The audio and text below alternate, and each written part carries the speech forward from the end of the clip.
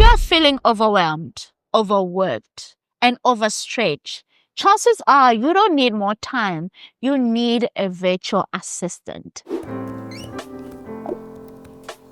Welcome back to the Art of Virtual Assisting with me, Stephanie Lopepe, your host and the founder of Virtually Steph. And I want to do today's episode because some of you really need a virtual assistant and you are delaying, and which delays your progress. Okay, so today we're going to talk about who actually needs a virtual assistant.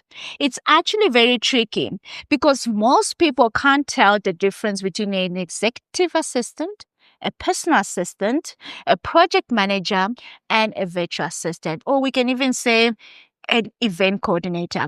All those things overlap because of admin, but today we are going to focus on who actually needs a virtual assistant. Let's keep it simple.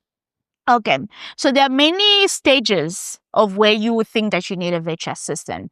The first thing is that it is anyone that is feeling like they are struggling. Like you're an entrepreneur and you're struggling to keep up with your admin work, right? And most people don't realize that admin forms a very important part of their business.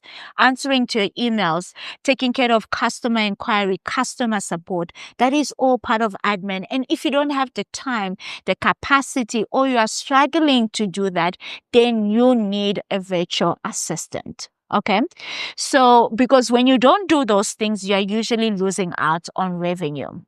The second thing is anyone, or let me just say entrepreneurs or business owners who like to scale up without hiring a full-time employee, right? Virtual assistants are independent contractors. We are not full-time to employ to anyone. You don't have to pay bonuses, medical aid, retirement funds, whatever it is, right? Because we work for ourselves. So you want to scale up your business and you don't want a full-time employee, a virtual assistant is your best solution, right? We provide support, we provide flexibility, and you don't get to commit to a full-term employment contract. All right. And if you're a business that needs specialized support, whether it's operation support, tech support, strategic support, all those things, there are plenty of virtual assistants who specialize in those categories that can assist you. So why not try out a virtual assistant, right? So it is not just for somebody who needs support, it's for people who also want to work smarter. That's why we exist. Based on my experience, there are different types of virtual assistants. And the first one is a task-based virtual assistant. And that's entry level, right? We provide admin support. We have a to-do list. We assist the operations team, right? So they do all entry-level tasks. That's a task-based virtual assistant. And then we have an operations-focused virtual assistant. So we are there to improve the workflow, the systems, the communication, the processes. That's where that operations-focused virtual assistant is doing. And then lastly, we have the management level virtual assistant, right? So you are a business owner who needs external support in managing your business. A virtual assistant that specializes in that can assist you, whether it's in project management, strategy executions, implementing systems, building new structures. That virtual assistant is able to help you do that. So you gotta decide what is the need of my business and which of these virtual assistants do I need. You need to figure that out first before you bring on a virtual assistant. Okay. So let's talk about the benefits of having a virtual assistant. As you can tell, today's discussion is mainly focused on who needs a virtual assistant. That means today's discussion is geared towards your potential clients, towards business owners, entrepreneurs who are looking into this industry. But you as a VA can take this knowledge and structure how you market yourself based on this. Okay. So the first benefit of having a virtual assistant on your team is that it is cost effective. As we said earlier, they are not your full-time employee. They are not on a long-term contract. So there's no salaries, there's no office cost, and there's flexibility in retaining this virtual assistant.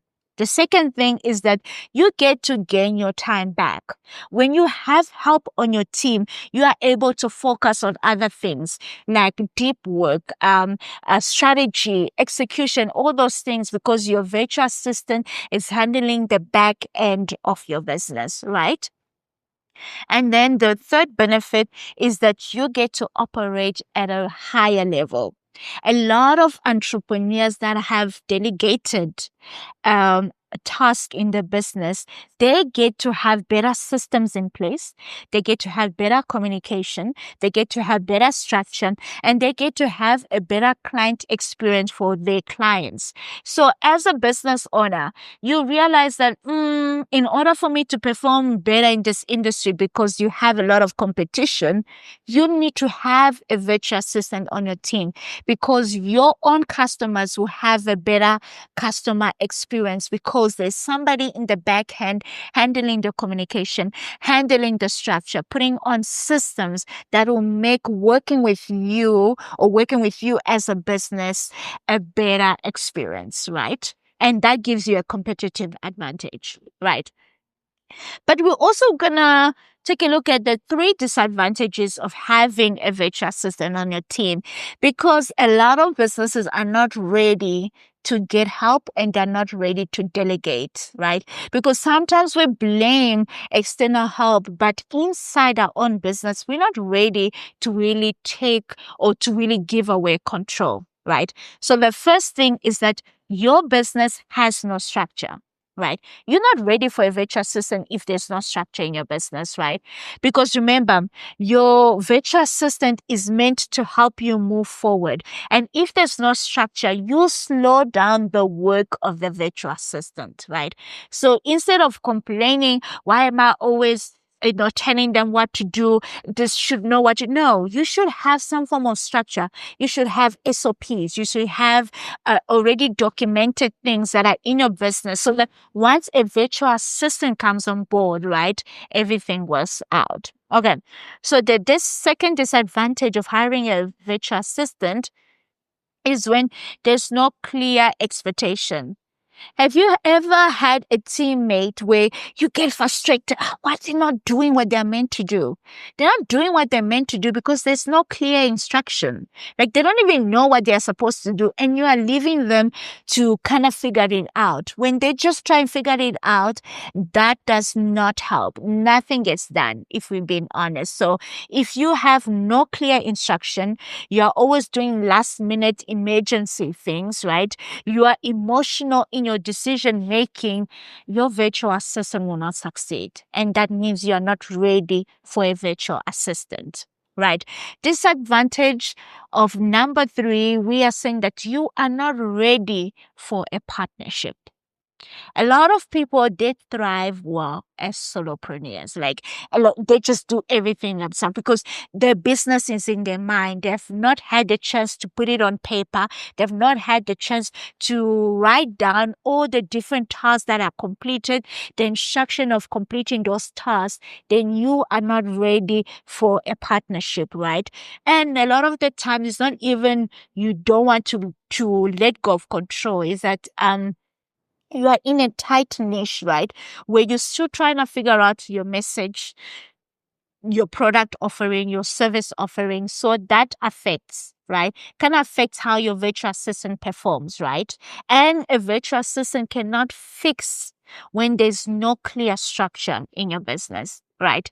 So virtual assistants do not save businesses that are in chaos.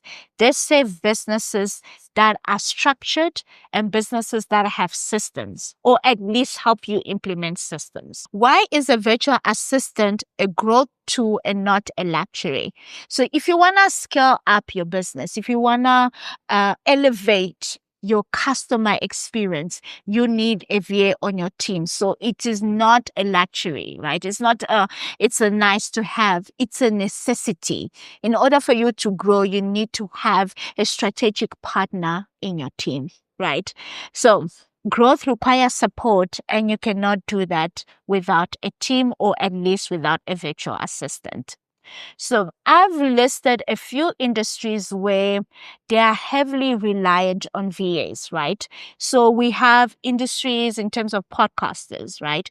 A virtual assistant can help a podcast team or a podcast brand, whether it's the research, whether it's admin support, whether it's booking guests, whether it's booking the various service providers that make a podcast come together. Those rely on virtual assistant. Coaches, like whatever the industry is, whether it's a public speaking coach, whether it's a business coach, whether it's a health coach, they all need virtual assistant to help them in email management, to help them in content organization, to help them in client communication, and to maybe launch a new service offering. You need a VA on your team. Consultants, right? Consultants deal with a lot of clients. So you need a VA to help you with your calendar support, reporting, research, proposals, pitch decks. That is all the tasks a virtual assistant can do for you. If you are an e-commerce business, right, you need a virtual assistant to do customer support, to do admin for you, to do order tracking, to do content scheduling. All those things are roles that a virtual assistant can take on. And if you realize all of the list of industries that I've put forth, they have something in common. They all operate remotely, or some of them will operate remotely, right? And because your audience is remote, a virtual assistant is perfect, is very perfect to be on your team, because we already work remotely. We already know the systems. We already know the structure that takes to run a business virtually. So we are perfect to be on your team. As we conclude our conversation, we're going to do the virtual assistant insight segment. And here we get to answer frequently asked questions that I get via DMs or in the comment sections. And today's question is, how do I know if I'm ready to hire a virtual assistant? So clearly this question is coming from a business owner. How do they know that it is time to get help? So the first sign for you to know that it's time to get a virtual assistant is that you are running behind schedule on important tasks. Right? So people must not neglect admin. So if you are running behind schedule on answering your emails, customer support, answering comments, DMs, etc., those are important because those things are needed in order to run your business. So you need a virtual assistant, right? Second sign is that you want to scale, but you don't have capacity. Like I said earlier, you cannot scale alone. You need support. So if you want to scale, you are not able to do it on your own, because you can scale on your own using automation, AI software, whatever it is. But a lot of the time you need another person on your team, or you need multiple people on your team. So a virtual assistant is perfect for that. So sign number 3 is that when your business depends too much on you, then you know you need a virtual assistant. So if you know your business cannot run with you not being there, then we have a problem, right? Because you won't be able to make consistent revenue, because you may need time to rest. You may have a family emergency.